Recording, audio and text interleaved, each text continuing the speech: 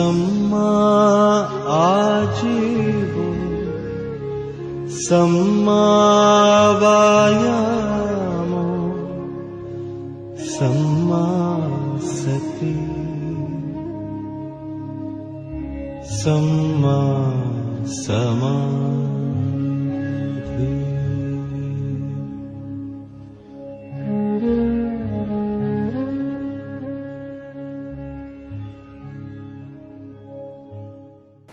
เจริญสุขสาธุชนวันนี้ก็มีโอกาสมีนักเรียนนักศึกษาได้มีโอกาสมาปฏิบัติธรรมที่วัดสังฆทานแล้วก็ได้มีการอบรมในเรื่องธรรมะก็ให้แนวทางว่าชีวิตของคนไทยเนี่ยต้องมีหลักก็คือคำสั่งสอนขององค์พระสัมมาสัมพุทธเจ้าฉะนั้นหลักขององค์พระสัมมาสัมพุทธเจ้านั้นหมายถึงการที่เราต้องนำมาปฏิบัติที่กายวาจาแล้วก็ใจศาสนาแปลว่าคำสั่งสอนให้เราระลึกเสมอว่าพวกเราเนี่ยเกิดมาแล้วเนี่ยก็มีพระพุทธเจ้ามีพระธรรมมีพระสงฆ์เป็นที่พึ่งที่ระลึกพระองค์ทรงมีธรรมะเผยแผ่มาตั้ง 2,000 กว่าปีเป็นเหตุเป็นผลเป็นเครื่องพิสูจน์ได้แล้วก็สามารถทนต่อการพิสูจน์ว่าที่เรามีความสุขได้ก็เพราะการกระทำด้วยกายกรรมวจีกรรมมโนกรรมกรรมที่เราทำความดีเนี่ยเป็นชื่อของบุญนำความสุขมาให้การที่เรามีทุกข์มีภัยมีอันตรายมีความเสื่อมเกิดจากกรรมเช่นกันกายกรรมวจีกรรมมโนกรรมที่เป็นอกุศลก็จะให้ผลเป็นความทุกข์ฉะนั้นคำสั่งสอนของพระองค์นั้นให้ละบาปเพราะบาปนั้นเป็นชื่อของความทุกข์ให้บำเพ็ญบุญเป็นชื่อของความสุขให้ทำจิตใจให้เขารอบเพราะว่าในเกิดเป็นมนุษย์เนี่ยไม่ว่าหญิงไม่ว่าชายไม่ว่าคนรวยคนจนจะสุขจะทุกข์อย่างไรใ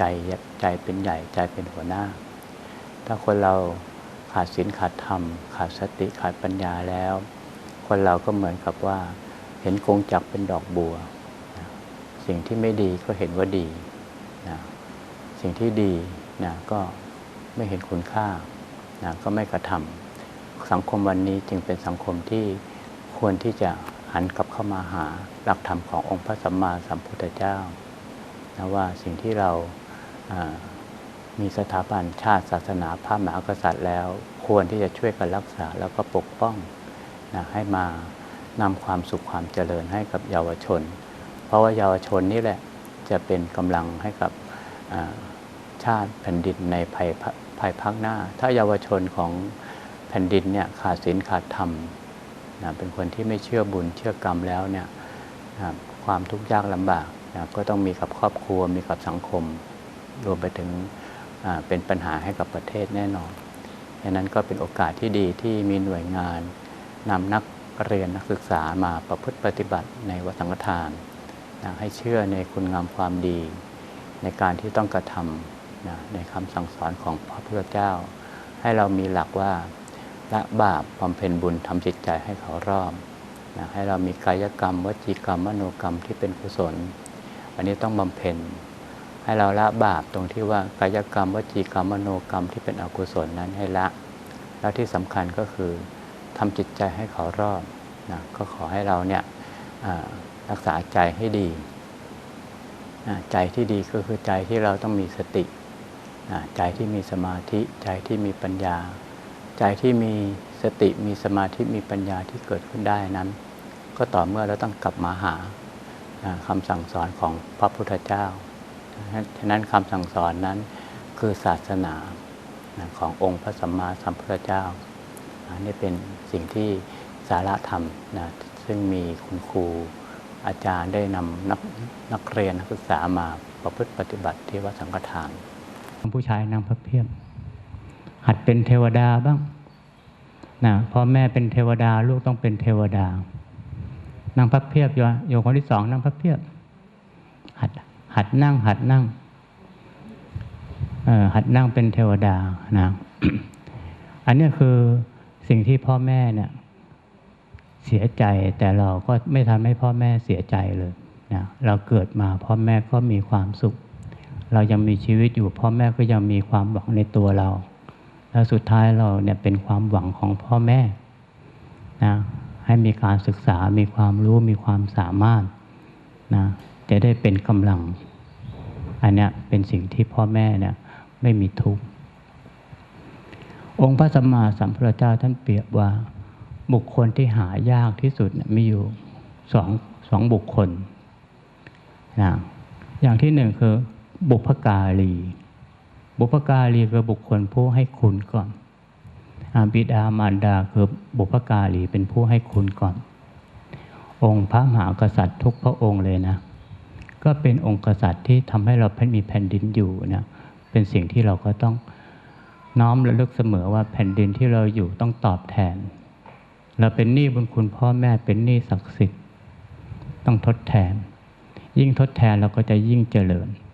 แผ่นดินเนี่ยที่เราอยู่ต้องทดแทนนะไม่ใช่อยู่ฟรีๆนะไม่ใช่อยู่แล้วก็ไม่รู้คุณค่าของแผ่นดินนะมาอยู่แล้วก็ทำให้เสียหายนะฉะนั้นแผ่นดินเนี่ยองค์พระมหากษัตริย์บุรกษัตริย์เนี่ยเอาชีวิตทั้งชีวิตนะแลกเอาเลือดเอาเนื้อแลกเอานะแลกกับแผ่นดินที่เราอยู่ที่อาศัยนะดังที่องค์พระบาทสมเด็จพระเจ้าอยู่หัวในรัชกาลที่9เนี่ยพระองค์เนี่ยทรงเป็นที่ประจักษ์ครองราชย์นะโดยแผ่นดินโดยธรรมเพื่อประโยชน์สุขแห่งมหาชนชาวสยาม70 ปีนะพวกเรายังไม่เกิดเลยนะพวกเรายังไม่เกิดเลยพระองค์ก็สร้างแผ่นดินเนี่ย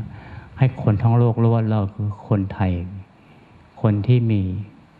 มีบุญนะมีพ่อแม่มีองค์กษัตริย์มีแผ่นดินนะมีศาสนาแปลว่าอะไรศาสนาแปลว่าอะไรเราเป็นคนไทยนะก็ถามว่าคุณเป็นคนอะไร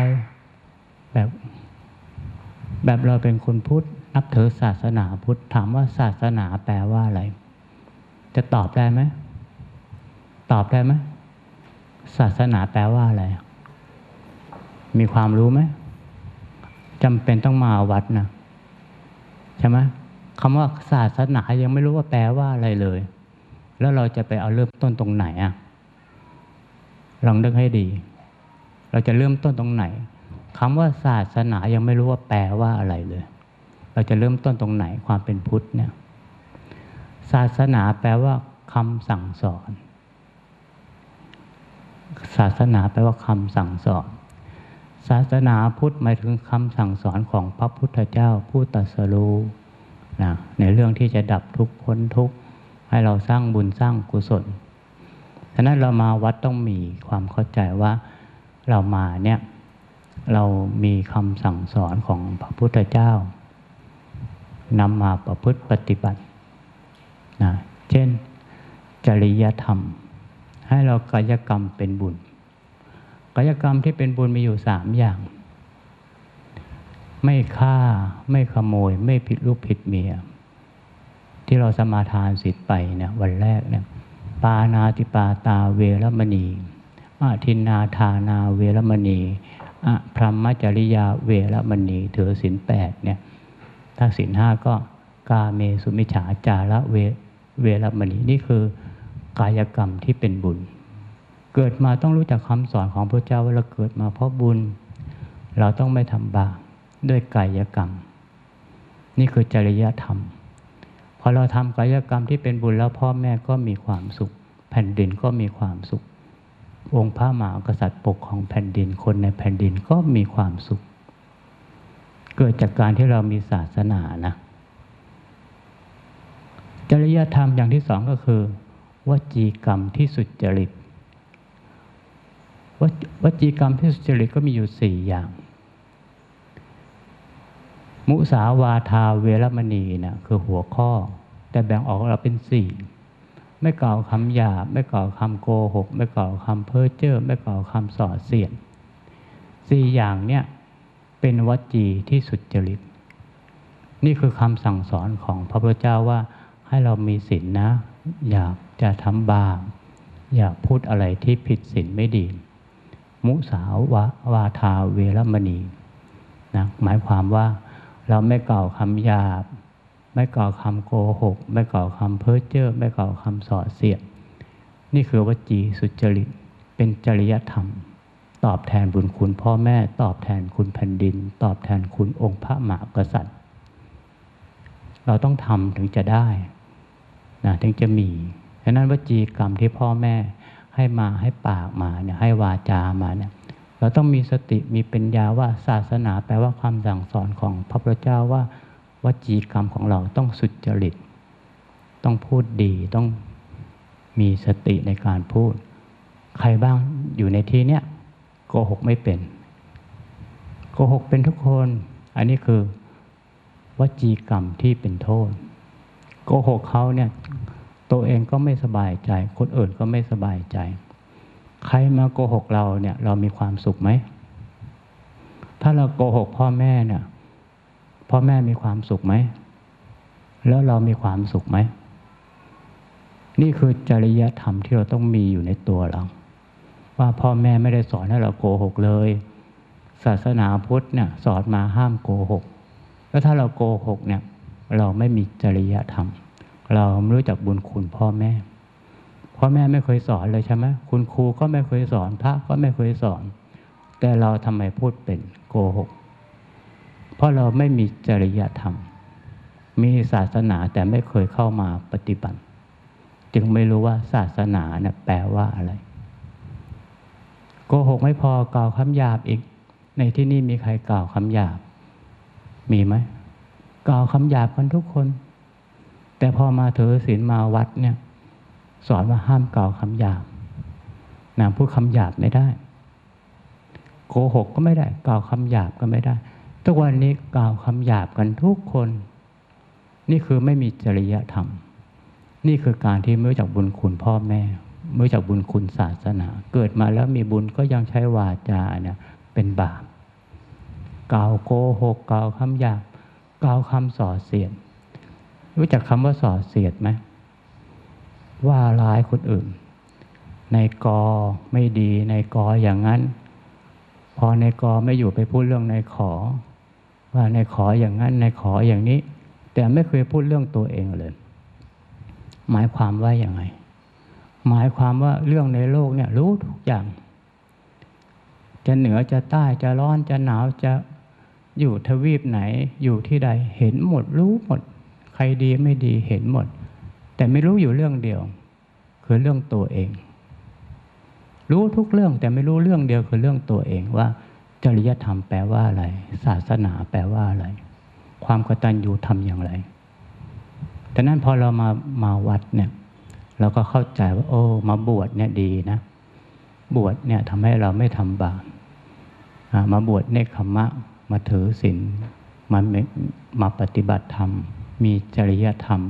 มีความกตัญญูกตเวทีว่าเรารู้จักบุญคุณของพ่อแม่แล้วเอาร่างกายเลือดเนื้อที่เป็นบุญมาสร้างบุญได้ไม่กล่าวคำหยาบไม่กล่าวคำโกหกเพ้อเจ้อเพ้อเจ้อเนี่ยคือพูดให้คนอื่นเขารำคาญเวลาพระเทศน์ยังจะคุยอีกอย่างเงี้ยเรียกว่าเพ้อเจ้อเข้าใจไหมเวลาครูสอนเราคุยกันเนี่ยเรียกว่าเพ้อเจ้อแล้วเวลาพ่อแม่อบรมสั่งสอนเราทำเป็นหูไม่ฟังทำเป็นพูดเรื่องอื่นอันนี้ก็เพ้อเจ้อ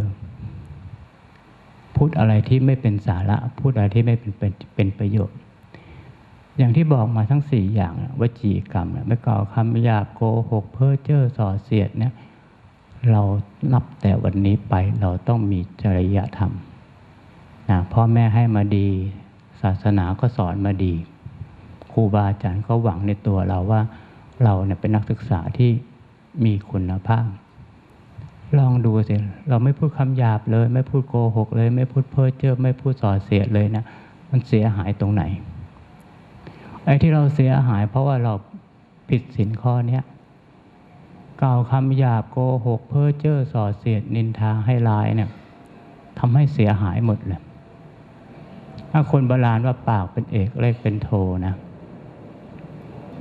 อักษรยังเป็นตีนะคนมีความรู้แต่ว่าปากไม่ดีเนี่ยยังสู้คนไม่มีความรู้เนี่ยมีศีลไม่ได้นะ ฉะนั้นเราอย่าคิดว่ามาวัดเนี่ยเราจะไม่ได้อะไรนะเราจะได้ในสิ่งที่เราได้ไปแล้วนะใครก็เอาของเราไปไม่ได้เป็นสมบัติที่ล้ำค่าที่อยู่ในกายในตัวในใจเรา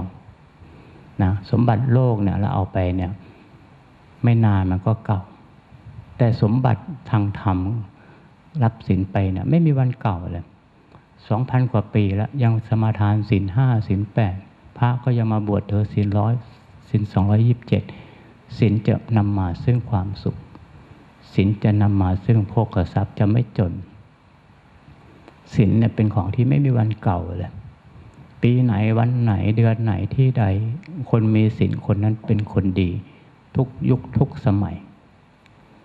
ไม่ว่าสมัยไหนเกิดชาติใดขอให้มีศีลไว้นี่คือจริยธรรมซึ่งเราต้องรู้ว่าต้องหาทางตอบแทนพ่อแม่ให้ได้นะว่าเรามีวาจาที่พ่อแม่ให้มานะสวดมนต์เป็นกล่าวคำดีเป็นขอโทษขอบคุณนะพูดจาอะไรให้เกิดประโยชน์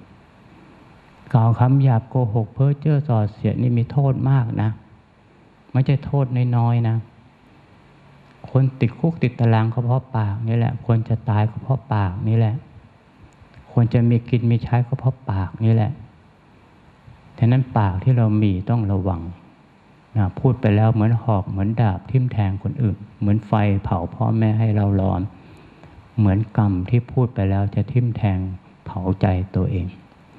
ด่าคนอื่นว่าคนอื่นก็เป็นโทษแล้วนะถ้าด่าพ่อแม่ใช้วาจาไม่ดีกับพ่อแม่ยิ่งเป็นไฟเผาใจเรามากมายเหลือเกินฉะนั้นให้เราระวังนะเรามาเนี่ยให้เรารักษาความดีของพ่อแม่ไว้ให้กายเป็นบุญวาจาเป็นบุญกายกรรมสุจริตวจีกรรมสุจริตมโนกรรมสุจริตมโนกรรมสุจริตหมายความว่าเราเนี่ยไม่โลภไม่โกรธไม่มีความเห็นผิดนะอันนี้เป็นสิ่งที่ใจเราต้องรักษาทีนี้ถ้าจะรักษาใจเนี่ยจำเป็นละนะจำเป็นที่เราต้องมาพึ่งศาสนาพุทธนะศาสนาพุทธนะสอนให้เราเนี่ยมีที่พึ่งอันแท้จริงนะที่พึ่งอันแท้จริงเนี่ยคือใครรู้บ้างว่าคืออะไรที่พึ่งอันแท้จริงมีไหมตนแหละเป็นที่พึ่งแห่งตนใช่ไหมตนแหละเป็นที่พึ่งแห่งตนอันนี้คือที่พึ่งอันแท้จริงนะทีนี้เราจะพึ่งตนเองได้เนี่ยเราต้องมีหลักก็คือการที่เรามีสติแปลว่าระลึกได้มีสติสัมปชัญญะสติสัมปชัญญะเป็นหัวข้อธรรมที่ว่าเป็นธรรมที่มีอุปการะมากหมายความว่าไงว่าสติสัมปชัญญะเป็นธรรมที่มีอุปการะมากหมายความว่าเราไปอยู่ที่ไหนเนี่ยถ้าเรามีสติมีสัมปชัญญะแล้วเนี่ยกายกรรมวจีกรรมมโนกรรมก็จะสุจริตแต่พวกเราเนี่ยมีกายกรรมวจีกรรมมโนกรรมที่ไม่สุจริตเนี่ยที่ไม่ดีเนี่ยผิดศีลผิดธรรมเพราะว่าขาดสติขาดสัมปชัญญะสติแปลว่าอะไรแปลว่าระลึกได้นะคนที่ด่ากันทะเลาะกันเพราะใจเนี่ยโกรธขึ้นมาก็ขาดสตินะห้ามใจตัวเองไม่อยู่เวลาโลภขึ้นมาก็เหมือนกันนะก็ห้ามใจตัวเองไม่อยู่นะก็เป็นทุกข์แล้วเวลาหลงขึ้นมาก็เช่นกันนะก็เป็นทุกข์อีกเช่นกันฉะนั้นสติสัมปชัญญะเนี่ยอยู่ๆจะมีขึ้นมาไม่ได้นะอยู่ๆเนี่ยจะให้เกิดมีสติขึ้นมามีสัมปชัญญะขึ้นมาให้เกิดขึ้นมานะมีไม่ได้ก็จะต้องมีคุณธรรมและจริยธรรมนะเราต้องมีสติต้องมาวัดนั่งมีสติเดินมีสตินอนมีสติพูดมีสติคิดนึกอะไรก็มีสติ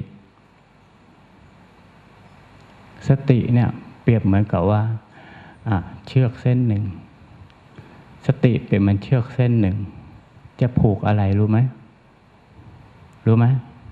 ผูกกับลิงลิงคืออะไรรู้ไหมลิงคือใจเราสติเนี่ยเปรียบเหมือนเชือกผูกกับลิงผูกใจไว้ผูกไว้กับอะไรรู้ไหมเชือกเส้นนี้ก็ผูกไว้กับตัวเราคือกายเรานะผูกเอาไว้กับตัวเราลิงมันจะซนลิงมันจะกระโดดปีนป่ายไปไหนก็ไปแต่ต้องมีเชือกผูกไว้ผูกเอาไว้ก็ไปไหนเราก็จะมีสติถ้าไม่มีเชือกเส้นนี้นะลิงมันก็ไปไหนมันก็ทำให้เสียหายจับไม่อยู่นะฉะนั้นมาวันนี้ก็ขอให้รู้ว่าเรามาเนี่ยบุญของเราที่เราเกิดมาพ่อแม่ให้เราเกิดนะแล้วเรามีคุณธรรมที่เราจะต้องรักษาไว้คือกายกรรมวจีกรรมมโนกรรมนะแล้วที่สำคัญนะเราต้องรักษาให้ดีมารักษาศีลมาปฏิบัติธรรมนะเพราะคุณพ่อแม่เนี่ยเป็นบุคคลที่หายากที่สุดบุคคลที่หายากที่สุดคนที่สองก็คือความกตัญญูกตเวทีนะเราเป็นลูกต้องมีความกตัญญูกตเวทีต่อพ่อแม่เพราะอะไรรู้ไหมทำไมจึงหายากที่สุดในโลกเพราะว่าคนในโลกเนี่ยมีทั้งหมดถึงประมาณไม่เกิน 8,000 ล้านคนไม่มีใครคิดถึงพ่อแม่เราเลยสักคนเดียวเลยไม่มีใครสนใจพ่อแม่เราเลยนะก็มีลูกที่นั่งอยู่ตรงเนี้ยที่จะคิดถึงพ่อแม่เราได้เพียงแค่คนเดียวเท่านั้นนะถ้าเราไม่กตัญญูกตเวทีเนี่ยโลกนี้ไม่มีใครสนใจพ่อแม่เราแล้วนะถ้าเรามีสติมีปัญญาได้ฟังคำสอนของพระเจ้าอย่างนี้แล้วเราก็จะได้มีความรู้สึกว่าเราเนี่ยเป็นบุคคลที่สำคัญนะเราเป็นบุคคลที่ต้องมีศีลมีธรรมมีความกตัญญูให้เกิดขึ้นในโลกใบนี้ให้ได้ถ้าไม่นั้นแล้วพ่อแม่จะไปหาคน 8,000 ล้านคนเนี่ยไม่เหมือนลูกคนที่นั่งอยู่ตรงนี้นะมีอยู่เพียงคนเดียวเท่านั้นที่จะกตัญญูกตเวทีต่อผู้มีพระคุณก็คือลูกเนี่ยฉะนั้นลูกเนี่ยต้องคิดให้ได้นะคิดตั้งแต่วันนี้นะไม่ใช่รอให้พ่อแม่แก่พ่อแม่เจ็บพ่อแม่ตายมากตัญญูไม่ทันแล้ว 8,000 ล้านคนก็ช่วยอะไรพ่อแม่เราไม่ได้เลยฉะนั้นพ่อแม่เนี่ยหวังในตัวเราอย่างมากเลยนะเวลาเรามีความสุขพ่อแม่ก็มีความสุขเวลาเรามีศีลมีธรรมมาบวชมาถือศีลเนี่ยเลือดเนื้อของท่าน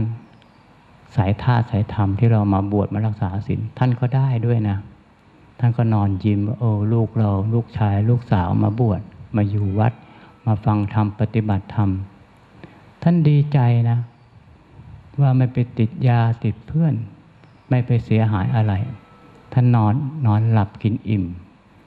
นะท่านอุ่นใจแล้วว่าลูกเนี่ยมีจริยธรรมลูกเนี่ยมีบุญมีบารมีรู้จักคำสอนของพระพุทธเจ้าว่าอะไรคือบุญอะไรคือบาปมีสติมีสัมปชัญญะรู้จักคำว่ากตัญญูกตเวทีต่อผู้มีพระคุณฉะนั้นเราต้องนึกให้ได้นะว่าบุคคลที่หายากที่สุดเนี่ยคือบุพการีบุคคลที่ทำคุณกับเราก่อนคนที่หนึ่งคนที่สองคือความกตัญญูกตเวทีคือพวกเรานี่แหละนะเปรียบเหมือนกับอะไรเปรียบเหมือนกับภูเขาทั้งลูกเนี่ยเขาจะค้นหาเพชรที่เขาอยากจะได้ก็คือตัวเราภูเขามีก้อนหินมีดินมีอะไรมีธาตุอะไรก็มีคุณค่าเหมือนกันก็เหมือนกับคน 8,000 ล้านคนเนี่ยแต่มีเพชรเพียงเม็ดเดียวที่ต้องการนะก็คือลูกกตัญญูลูกกตัญญูเนี่ยเปรียบเหมือนกับเพชรเม็ดหนึ่งอยู่ในหัวใจของพ่อแม่ถ้าเพชรเม็ดนี้ไม่มีนะ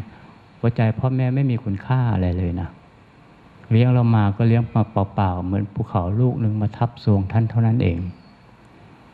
เหมือนภูเขาใหญ่ๆมาทับทรวงกินก็ไม่ได้นอนก็ไม่หลับไม่มีความภูมิใจในตัวลูกเลยพูดก็ไม่เป็นทำก็ไม่เป็นคิดก็ไม่เป็นเหมือนภูเขาอะหนักอกหนักใจตลอดลูกคนนี้น่าเป็นห่วงลูกคนนี้ไม่รู้เรื่องลูกคนนี้เอาแต่ใจลูกคนนี้ไม่เชื่อบุญเชื่อกรรมลูกคนนี้ไม่เชื่อพ่อแม่ไม่เห็นใจพ่อแม่เลยเหมือนภูเขาทั้งลูกทับ ใจพ่อแม่เลยนะดังนั้นถ้าพวกเราเนี่ยรู้จักความกตัญญูกตเวทีต่อพ่อแม่ตัวเราเปรียบเหมือนเพชรเม็ดหนึ่งอยู่ในใจท่านจะฉายแววกินก็มีความสุขนอนก็มีความสุขคิดถึงลูกคนนี้แล้วภูมิใจว่ามีศีลมีธรรมคิดถึงลูกคนนี้แล้วรู้แล้วว่าเป็นลูกที่ดีเป็นลูกที่เกิดมาให้ความสุขฉะนั้นลูกเนี่ยองค์พระสัมมาสัมพุทธเจ้าก็เปรียบไว้อยู่3ประเภทอย่างแรกก็คืออภิชาติบุตรอภิชาติบุตรเนี่ยใครรู้ไหมองค์พระสัมมาสัมพุทธเจ้าเกิดมาเนี่ยเพียง7 วันเท่านั้นพ่อแม่เนี่ยก็สวรรคตเป็นเทพบุตรเป็นเทวดาอยู่บนชั้นดุสิตเลยนะเป็นอภิชาติบุตรอยู่ในครรภ์เนี่ยเป็นเทวดาลงมาเกิดพอให้ประสูติพระโอรสเจ้าชายสิทธัตถะนะก็5 วันก็มีพราหมณ์มาพยากรณ์ว่าถ้าออกบวชจะเป็นจอมศาสดาเอกของโลกถ้าครองราชย์ก็เป็นจอมจักรพรรดิเป็นอภิชาติบุตรทำให้พ่อแม่เนี่ยมีความสุขตั้งแต่ยังไม่ต้องพูดเลยนะเกิดมาก็ทำให้พ่อแม่เนี่ยมีความสุขเกิดไม่ได้เพียง7 วันเนี่ยเพราะพระโอรสเกิดไม่ได้เพียง7 วันพระมารดาก็สิ้นพระชนม์เป็นเทพบุตรอยู่ชั้นดุสิตแล้วดีใจว่าลูกเนี่ยจะต้องเป็นจักรพรรดิจะต้องเป็นศาสดาเอกของโลกฉะนั้นเราต้องทำให้ได้นะพ่อแม่ไม่มีศีลเราต้องมีศีลพ่อแม่ไม่มีธรรมเราต้องมีธรรมนะเราต้องเกิดมาต้องเป็นอภิชาติบุตรถ้าเป็นไม่ได้อย่างที่2เป็นอนุชาติบุตรคือเสมอกับพ่อแม่หวังในตัวเราก็อย่าทำให้พ่อแม่ผิดหวังนะพ่อแม่แก่เราก็เลี้ยงดูพ่อแม่เจ็บเราก็ดูแลพ่อแม่เป็นอะไรเราก็ดูแลรักษาอย่างดีอันนี้คืออนุชาติบุตรแต่อย่างที่3เนี่ยพอๆกับข้อที่3เลยอวชาติบุตรหมายถึงอะไรรู้ไหมอวชาติบุตรเนี่ยลูกที่เลวกว่าพ่อแม่พาให้พ่อแม่ติดคุกติดตารางพาให้พ่อแม่กินไม่ได้นอนไม่หลับพาให้พ่อแม่เสียใจอายเขาเนี่ยอันนี้คืออวชาติบุตรฉะนั้นลูกมีอยู่3 ประเภทนะขอให้เราเนี่ยเป็นประเภทที่2ก็แล้วกันไม่ต้องเป็นอภิชาติหรอกเกินไปเอาแค่อนุชาติก็พอเท่ากับพ่อแม่แต่จะเป็นอวชาตินะเกิดมาเหมือนเพลงที่เขาร้องใช่ไหม Happy Birthday ชิงอะไรเกิดนะฮะเคยได้ยินไหม Happy Birthday ชิงอะไรเกิดฮะเราคงไม่ได้ชิงเขามาเกิดแล้วนะเราก็เป็นอนุชาติบุตรก็พอเกิดมาให้พ่อแม่มีความสุขนะเกิดมาให้แผ่นดินเนี่ยมีความสุขเกิดมาแล้วก็ทำให้คนในแผ่นดินเนี่ยภูมิใจว่าเราได้เกิดมาจะทำได้ไหมเนี่ยชีวิตของเราจะทำได้ไหมว่าเรานะพ่อแม่ต้องตายแต่ว่าความพ่อแม่ให้เราเกิดมาแล้วพ่อแม่ต้องไม่ตายเปล่าทำได้ไหมทำได้ไหมทำได้นะก็นี่ไงโครงการของพระบาทสมเด็จพระเจ้าอยู่หัวในรัชกาลที่10เนี่ยจิตอาสาเราทำความดีด้วยหัวใจเคยคิดไหมว่าจะทำประโยชน์ให้กับสังคมบ้างอ่ะเคยคิดไหมเคยคิดบ้างไหมว่าชีวิตของเราเนี่ยต้องทำความดีให้กับสังคมบ้างเคยคิดไหมว่าตัวเรามีคุณค่าขนาดนั้นนะกล้าคิดไหมมันต้องคิดนะมาวัดเนี่ยกวาดขยะนี่ก็เป็นจิตอาสานะล้างกระโถนล้างห้องน้ำอันนี้ก็เป็นจิตอาสาหรือแม้แต่มาบวชเนี่ยก็ยังถือว่าทำประโยชน์ให้กับสังคมแล้วนะคือพ่อแม่ก็มีความสุขคนที่มาวัดก็มีความสุขวัดก็มีความสุขเราเนี่ยมาบวชเนี่ยเขาเรียกว่าจิตอาสาแล้วนะทำความดีด้วยหัวใจแล้วนะไม่ใช่ทำความดีด้วยธรรมดานะหัวใจที่เป็นบุญนะถึงจะมาบวชได้ถ้าเกิดคนไม่มีจิตอาสาก็ป่วยบ้างเจ็บบ้างมีธุระบ้างไม่มาบ้างไม่ว่างบ้างจิตไม่อาสาที่จะมาที่มาเนี่ยอย่างน้อยก็ได้บุญตรงนี้แล้วนะทำส่วนรวมเนี่ยให้มีความสุขให้หมู่คณะมีความสุขให้ทางค ครูอาจารย์มีความสุขง่วงจังเลยนะกำลังกินกำลังนอนเลยมันเป็นไงอะฮะหนุ่มๆแท้ๆสาวๆด้วยมันเป็นไงพ่อแม่เลี้ยงมาดีจังเลยฮะกินแล้วก็นอนกินแล้วก็นอนแล้วจะสู้เขาได้เหรอจะสู้เขาได้ไหมเนี่ยอะไรกินแล้วก็นอนแต่ให้ไปเที่ยวกลางคืนดึกดื่นเดินไม่นอนนะทีอย่างเงี้ยฟังธรรมะแล้วหลับเลยปลุกกันเหลือเวลา15 ทีเองปลุก ช่วยกันเปล่งวาจาดีกว่านะในวงราชวงศ์จักรีเนี่ยที่ว่ามีความกตัญญูกตเวทีต่อองค์พระมหากษัตริย์เนี่ยไหนมีใครมีความสามารถเอ่ยพระนามขององค์พระบาทสมเด็จพระเจ้าอยู่หัวตั้งแต่รัชกาลที่1ถึงรัชกาลที่10ได้บ้างมีไหมไม่มีนะคิดว่ายากนะว่าตามนะพนมมือไว้นะให้เรานึกว่าบุรพากษัตริย์เนี่ยทำให้แผ่นดินไทยมีความสุขเพราะว่าองค์พระเจ้าอยู่หัวตั้งแต่รัชกาลที่1นะวงจักรีนะ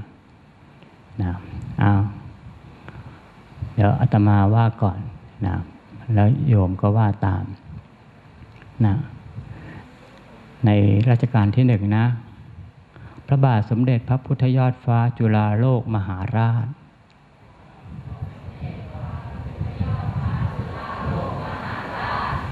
คำว่ามหาราชเนี่ยก็หมายความว่าสามารถกู้แผ่นดินเป็นเอกราชรักษาแผ่นดินเป็นเอกราชไว้ให้คนไทยจึงมีคำว่ามหาราชนะรัชกาลที่2พระบาทสมเด็จพระพุทธเลิศล่านภาลัยรัชกาลที่3พระบาทสมเด็จพระนั่งเกล้าเจ้าอยู่หัวรัชกาลที่4พระบาทสมเด็จพระจอมเกล้าเจ้าอยู่หัวรัชกาลที่5พระบาทสมเด็จพระจุลจอมเกล้าเจ้าอยู่หัวมหาราช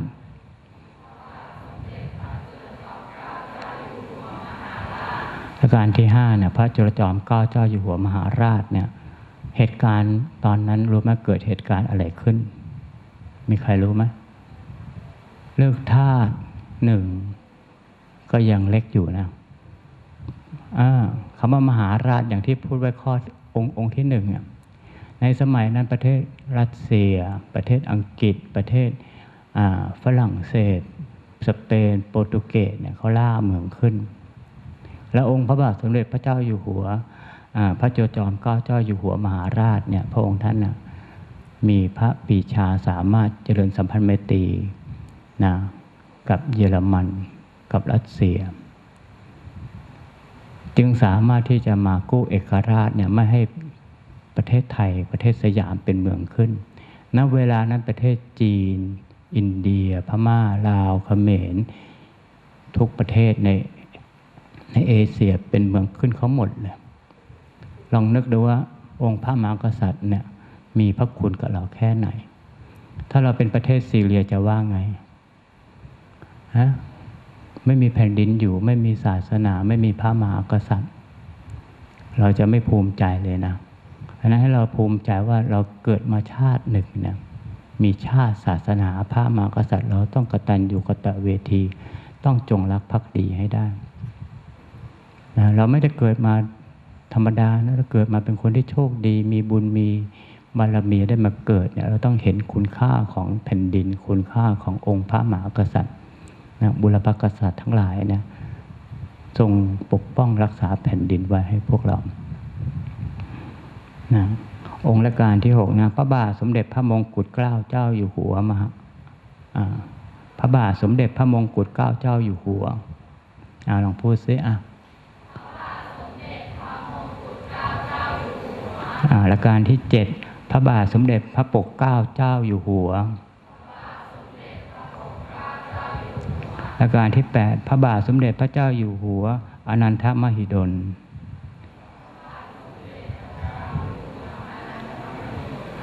องค์รัชกาลที่9พระบาทสมเด็จพระเจ้าอยู่หัวภูมิพลอดุลยเดชมหาราช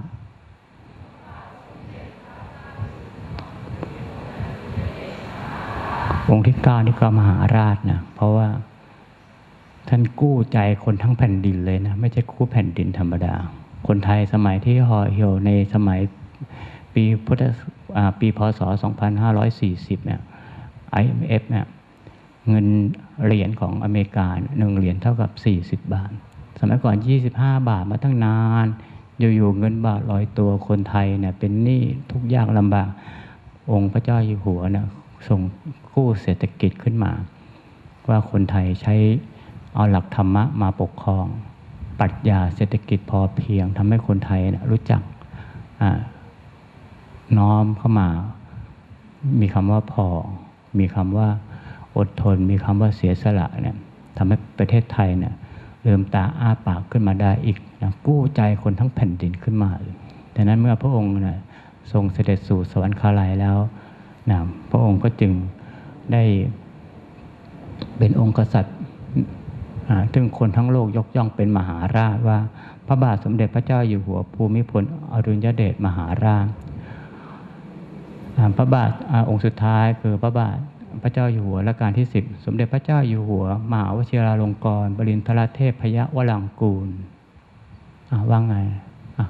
พูดซิสมเด็จพระเจ้าอยู่หัวมหาวชิราลงกรณ์บดินทรเทพยวรังกูล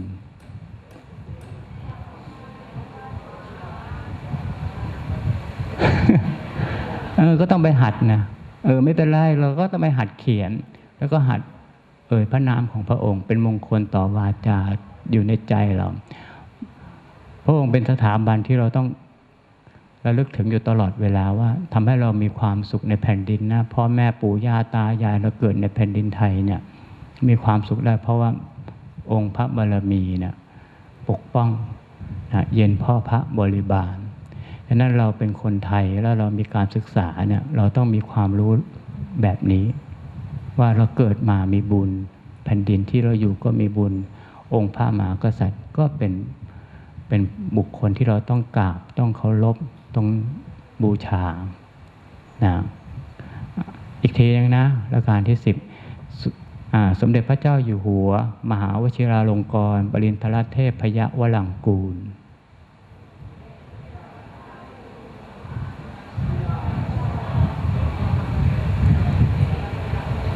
ไม่เป็นไรนะกลับไปก็จดแล้วก็เขียนแล้วก็หัดนะแล้วก็ท่อง10 พระองค์เนี่ยให้ขึ้นใจนะเวลาเราร้องไห้เสียใจนึกถึงพระเจ้าอยู่หัวเนี่ยท่านหนักแน่นเข้มแข็งนะยิ่งกว่าพ่อแม่อีกพ่อแม่ดูแลแค่บ้านครอบครัวพ่อแม่รักเราแค่คนในบ้านองค์กษัตริย์เนี่ยรักคนทั้งแผ่นดินรักคนทั้งแผ่นดินคนในแผ่นดินอยู่แห่งหนใดพระองค์ท่านเปรียบเหมือนบิดาคอยปกป้องแผ่นดินนี้ให้พวกเรางั้นเราก็ต้องมีจิตใจเข้มแข็งนะสู้กับจิตสู้กับใจอะไรเห็นแก่ตัวอะไรไม่ดีนะเอาให้พนมมือนี่พนมมือยังไม่ได้บอกมือลงเลยคุณครูยังพนมมืออยู่แล้วเอาเปรียบคุณครูนะพอเผลอแล้วเอาเลยบอกว่าลิงเนี่ยเหมือนใจให้เรามีสติเอาเชือกผูกลิงไว้ผูกไว้กับตัวพนมมือไว้นะถ้าเราไม่พนมมือก็คือเชือกขาดลิงก็สนแล้วนะงั้นต้องมีสติสัมปชัญญะเปรียบเหมือนเชือกผูกใจเราไว้จะพูดให้มีสติจะทำอะไรก็มีสติที่พระพูดอยู่เนี่ยสอนอยู่เทศอยู่เนี่ยคนคุยกันเนี่ยคนไม่มีสตินะก็ยังปล่อยใจพูดแข่งกับพระอีกนะห้ามนะเวลามาวัดเนี่ยเวลาพระสอนพระเทศต้องห้ามพนมมือได้ก็ทำเหมือนเทวดาไม่ผิดอะไรพ่อแม่ไม่เห็นจะดีใจด้วยซ้ำไปนี่ลูกเทพลูกเทวดาเป็นนางฟ้าเป็นเทพบุตรใช่ไหมฝึกเอาไว้เอาไปทำที่บ้านได้ยิ่งดีใหญ่เลยทำได้ไหมอายเหรอ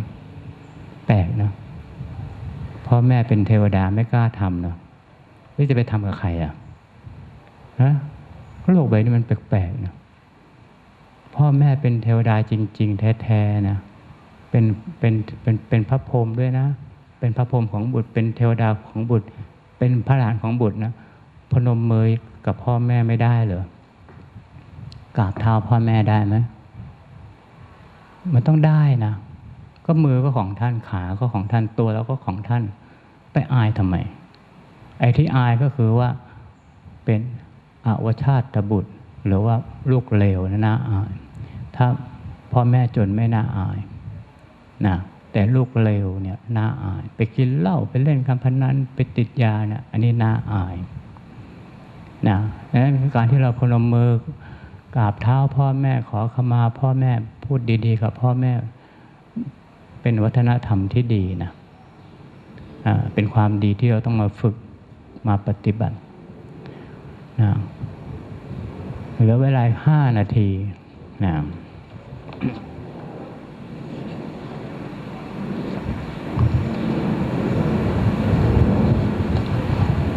เหลือเวลา5 นาทีเรานั่งสมาธินะให้กับพ่อแม่ห้ามหลับนะถ้าหลับก็ท้ายหมู่คณะไม่ต้องเลิกเลยนะโทษคนเดียวเลยคนไหนหลับเอาคนนั้นอ่ะเดี๋ยวให้ถ่ายรูปไว้เลยนะกล้องก็มีแล้วด้วยนะถ้าคนไหนหลับเนี่ยถ่ายรูปเลยนะแล้วก็ไม่ต้องลุกด้วยคนเนี้ยกล้องก็มีจริงๆนะ5 นาทีนะทำให้กับพ่อแม่ทำให้กับตัวเองนะทำให้กับสถาบันโรงเรียนนั่งกายตรงๆนั่งกายตรงๆทุกคนห้ามคุยนั่งเท้าขวาทับเท้าซ้ายมือขวาวางบนมือซ้ายตั้งกายให้ตรงยืดกายให้ตรงยืดกายไว้อย่านั่งหลังคออย่าก้มหน้าเป็นผู้ชายก็เป็นเทพบุตรกล้าหาญอาจหาญลื่นเริงเป็นผู้หญิงก็เป็นเทพธิดาให้มีความงดงามนั่ง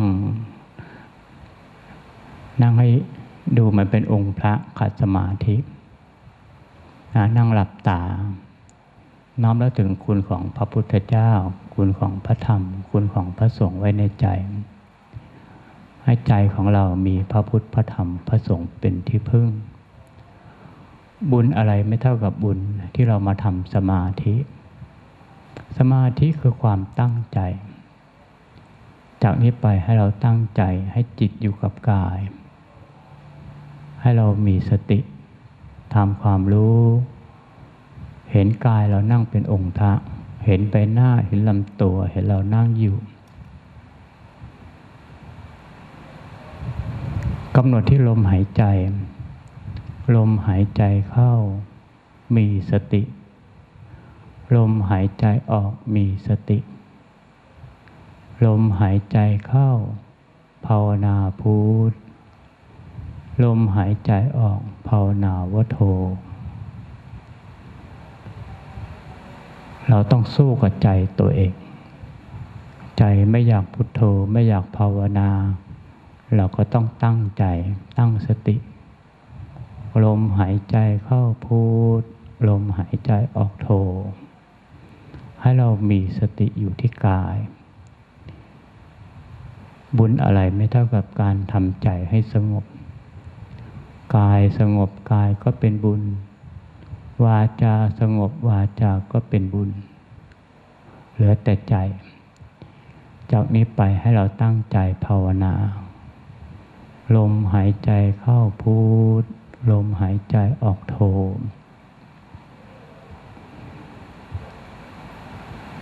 ต้องมีความเพียรความพยายามมีความอดทน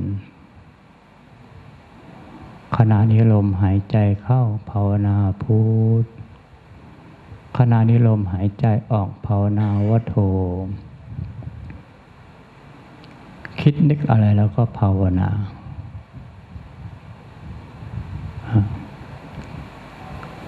พยายามรักษาใจให้ดีใจไม่ดีก็ทำใจให้ดีใจไม่สงบก็ทำใจให้สงบ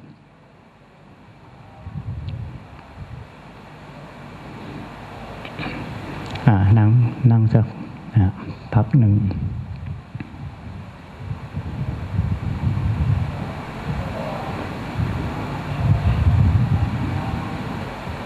อันนี้ก็เป็นหลักที่เรามาปฏิบัติธรรม ให้เราไม่มาเห็นกายตัวเองมาเห็นใจเจ้าของถ้าเราอยากจะรู้อะไรเราก็นั่งสมาธินะก็มารู้ใจเราดีกว่านะถ้าเรามีทุกข์มีปัญหาอะไรเราก็กลับมาดูใจเราดีกว่านะใจของเราเนี่ยมีค่าที่สุดนะขอให้ทำใจของเราให้ดีใจดีแล้วพูดก็ดีทำก็ดีคิดก็ดีมีคุณธรรมมีจริยธรรมเกิดขึ้นจากการที่เรามาปฏิบัติธรรมนั่นเองนะอันนี้ก็พอสมควรค่อยๆกำหนดกำหนดมือขวาไว้ที่เข่าด้านขวาช้าๆกำหนดทุกคนค่อยๆกำหนดออกจากสมาธิช้าๆให้มือขวาเลื่อนไปที่เข่าด้านขวาช้าๆกำหนดมือซ้ายเลื่อนไปที่เข่าด้านซ้ายช้าๆนะค่อยๆกำหนดเลื่อนไปกำหนดยกมือขวาให้ขึ้นมากลางทรวงอกเตรียมพนมมือไว้ช้าๆให้เรามีสติกำหนดมือซ้ายยกมือซ้ายขึ้นมาพนมมือให้มีสติให้เราระลึกถึงพระคุณของบิดามารดาครูบาอาจารย์ผู้มีพระคุณเราก็ขอตอบแทนด้วยความกตัญญูกตเวทีโดยการที่มาถือศีลปฏิบัติธรรมมาสร้างคุณงามความดีบุญกุศลที่เรากระทำแล้วบำเพ็ญแล้วเราก็อุทิศบุญกุศลให้กับผู้ล่วงลับไปอิทังเมยาตินังโหตุสุขิตาโหตุยาตโยขอผลบุญที่ทำแล้วสำเร็จแล้วจงสำเร็จกับหมู่ญาติผู้ได้ล่วงลับไปขอท่านเหล่านั้นโปรดมาอนุโมทนาบุญหากท่านมีทุกข์ขอให้บุญนี้หนุนนำให้ท่านพ้นทุกข์หากท่านมีสุขอยู่แล้วขอให้มีความสุขยิ่งขึ้นไปจากนั้นก็ยกมือจดศีรษะเป็นการที่เราได้ทำใจให้ออกจากสมาธิก็ครบกำหนดเวลานั่งคุกเข่านั่งคุกเข่านั่งคุกเข่ากราบพระไม่ต้องแปลคนไหนนำหรือพร้อมๆกันก็ได้ละหังไม่ต้องแปลเริ่ม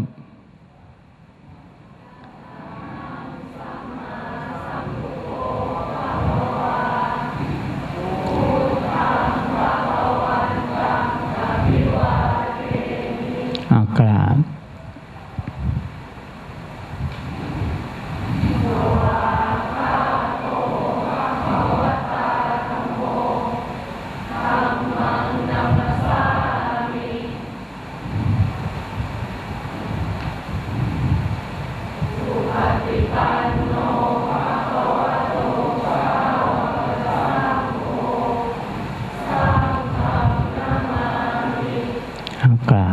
พนมมือไว้เดี๋ยวว่าตามมาตาปิตุคูนางอาหังวันทามิมาตาปิตุคูนางอาหังวันทามิกราบคุณบิดามารดาด้วยพนมมือไว้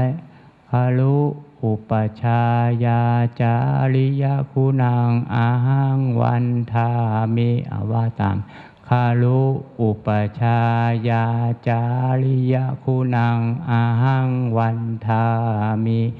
กราบครูบาอาจารย์ด้วยอนุโมทนานะกับพวกเราทุกคนที่ได้มีจิต